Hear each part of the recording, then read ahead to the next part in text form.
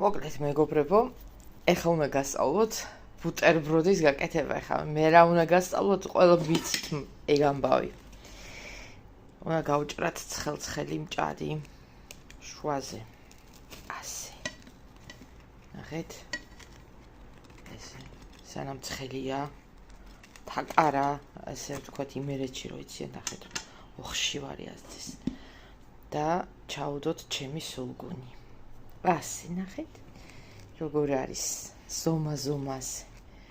ესე გავაჩეროთ ცოტა ხანი და მივერთვათ. ლაიფჰაკ, თანამედროვე, გინდა ბუტერბროდი დავარქვით, გინდა ისა ჰამბურგერი. ესე ლამაზად გამოიყურება ეს დალოცველი. აი ესე.